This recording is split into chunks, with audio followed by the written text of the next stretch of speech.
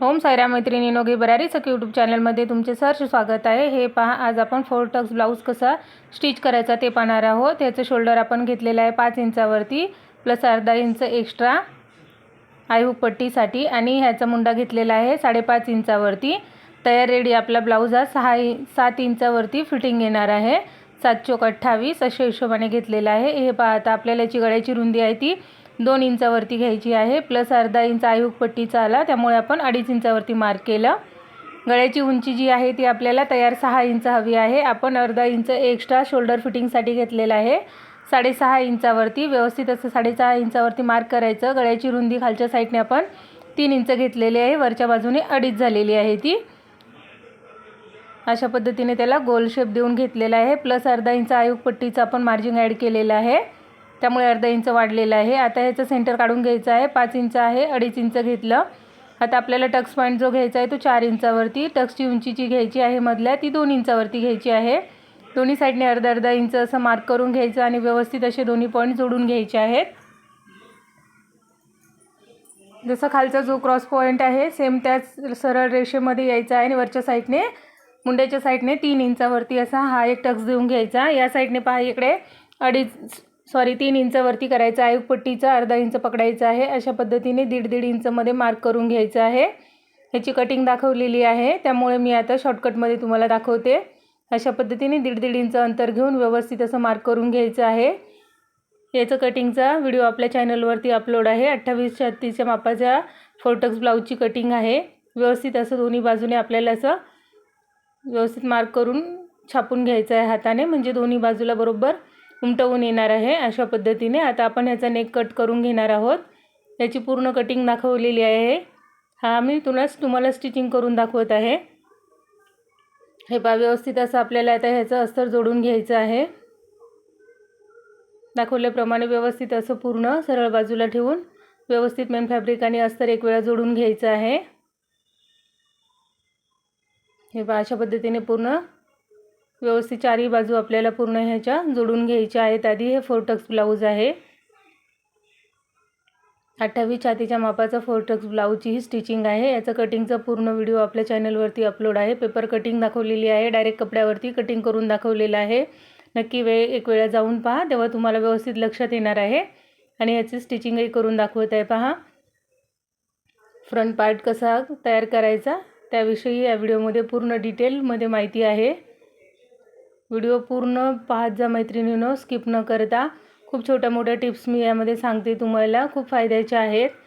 असं नाही आहे की नवीन चॅनल आहे म्हणून मी तुम्हाला व्यवस्थित असं समजून सांगत नाही आहे। प्रत्येक गोष्ट एकदम छोटी मोठी तुम्हाला समजावी अशा पद्धतीने सांगते। पहा, आता इथे अर्धा इंच आपण मार्क केलं होतं, त्या पद्धतीने 2 इंचावरती वरच्या साईडला असं आपल्याला टक्स देऊन घ्यायचं आहे।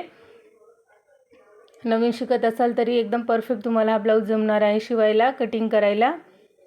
हे पहा, अशा पद्धतीने व्यवस्थित असा हा आपल्याला आता मधला टक्स मारून घ्यायचा आहे। आयहुक पट्टीच्या बाजूचा जो टक्स आहे तो घ्यायचा आहे। ह्याच्यामध्ये आपण 3 इंच रुंदी घेतलेली आहे प्लस अर्धा इंच आपण त्याच्यामध्ये आयहुक पट्टीचे जे मार्किंग आहे ते घेतलेलं आहे। आपल्याला असं 2.5 इंचावरतीच तो तयार येणार आहे।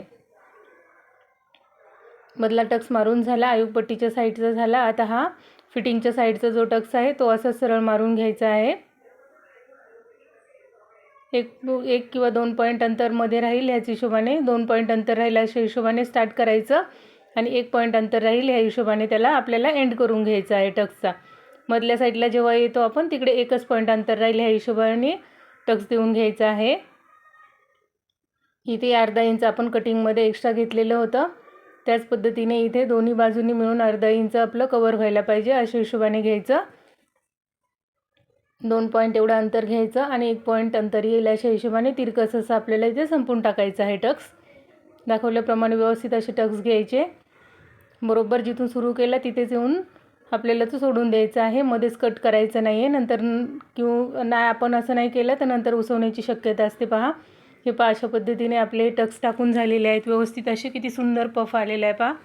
एवढ्या छोट्या साईजचा ब्लाऊज आहे तरी त्याचा पफ किती सुंदर एकदम मस्त आलेला आहे। आता ही पहा, आपण याची आता योकपट्टी जोडून घेणार आहोत, अस्तर आणि मेन फॅब्रिक दोन्हीही। अर्धा इंच अंतर खालच्या साईडला सोडायचं आहे आणि त्यानंतर एक शिलाई देऊन घ्यायची। एक्स्ट्राचं जे फॅब्रिक आहे ते कट करून टाकायचं आहे व्यवस्थित असं आपल्याला। त्यानंतर याच्यावरती एक अजून दाब शिलाई देऊन घ्यायची व्यवस्थित अशी. अस्तरचा कपडा आहे त्या साईडने एक दाब शिलाई देऊन घ्यायची आहे. खूप बारीक सारीक गोष्टी मी तुम्हाला समजावून सांगण्याचा प्रयत्न नक्की करते मैत्रिणींनो. पूर्ण व्हिडिओ नक्की पाहा जर शेवटपर्यंत, त्याशिवाय काही समजणार नाही तुम्हाला. खूप बारीक सारीक गोष्टी, एकदम छोटे छोटे टिप्स सांगितलेले आहेत. परत याच्यावरती आता आतल्या साईडला फोल्ड करून परत एक आपण दाब शिलाई देऊन घेणार आहोत. त्याने फिनिशिंग छान येते आणि कडकसारखं असं व्यवस्थित दिसते. एकदम लूज पडल्यासारखा वाटत नाही कपडा. आता परत ह्या साईडने वरच्या बाजूनेही एक आपल्याला स्टिच करून घ्यायचं, एक शिलाई देऊन घ्यायची आहे. अशा पद्धतीने पहा आपली योकपट्टी तयार झाली. काही तुम्हाला अडचण वाटली तर नक्की एक वेळा कमेंट करा. हे पहा अशा पद्धतीने आपली आता योकपट्टी रेडी झालेली आहे. आता योकपट्टी आणि वरच्या साईडचा जो पार्ट आहे ते एकमेकांवर ठेवून घ्यायचं. अर्धा इंच अंतर दोन्ही साईडचं असायला हवं. अशा हिशोबाने व्यवस्थित असं पकडायचं. त्यानंतर अशी शिलाई देऊन घ्यायची आहे. फ्रंट आणि बॅक दोन्ही साईडची फिटिंगची साईड बरोबर येते का हे पहिले चेक करून घ्यायचं. त्यानंतरच दाब शिलाई देऊन घ्यायची आहे. बॅक साईड 7 इंचावरती आहे तर या साईडने 7 इंच अंतर यायला हवं आणि आयुकपट्टीच्या साईडला 6.5 इंच राहिलेलं आहे ते पहिले चेक करायचं.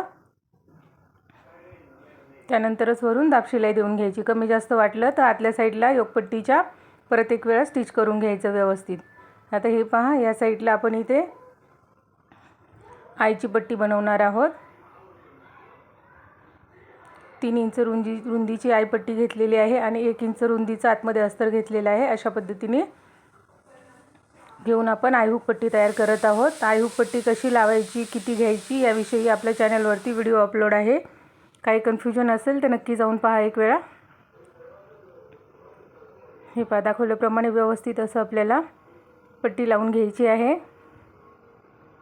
मी याला 4 वेळा असं लॉक करून घेते. पहिली त्या साईडने शिलाई द्यायची, नंतर एकदम ह्या कॉर्नरला द्यायची आणि मधल्या 2 जे शिलाई आहेत त्या मिडलला देऊन घ्यायच्या आहेत. व्यवस्थित अशा एकदम फिनिशिंग सहित म्हणजे एकदम टाईट अशी आपली ती आईची पट्टी तयार होते आणि तिचा लुकही खूप सुंदर दिसतो. हे पहा अशा पद्धतीने आपण आईपट्टी लावून घेतली. आता फ्रंट साईडला आपल्याला आईहूक पट्टीचं किती अंतर हवं आहे ते चेक करून घ्यायचं आणि त्यानंतर ह्याला आपण पायपिंग करून घ्यायची आहे. ह्याचा बॅकनेक जो आहे तो डिझाईनचा केलेला आहे आपण. त्यामुळे पहा आपण इकडे फ्रंट बाजूला पायपिंग करून घेत आहोत. पायपिंगने लुक खूप सुंदर दिसतो त्यामुळे मी ह्याला पायपिंग केलेली आहे. तुम्ही पट्टी लावू शकता. अशा पद्धतीने व्यवस्थित असं आपण जोडून घ्यायची पायपिंग. एक्स्ट्राचं मधलं जे फॅब्रिक आहे आपल्याला वाटते एक्स्ट्रा आहे ते असं हलक्या हाताने व्यवस्थित असं कट करून घ्यायचं आहे.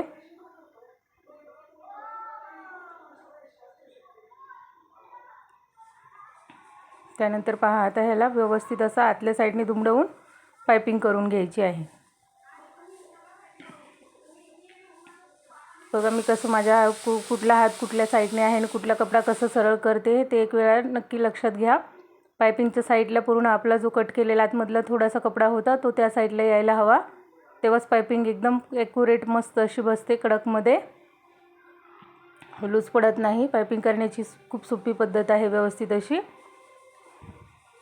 इकडचा एक कपडा व्यवस्थित घ्यायचा आहे. सुळसुळीत कपडा असल्यामुळे थोडंसं त्रास होत होता त्याला मध्ये ॲडजस्ट करायला. हे पहा अशा पद्धतीने हा आपला फ्रंटचा पार्ट हा एक तयार झालेला आहे. याच पद्धतीने तुम्हाला 4 टक्स तयार करायचा आहे. व्हिडिओ पाहिल्याबद्दल मनापासून धन्यवाद.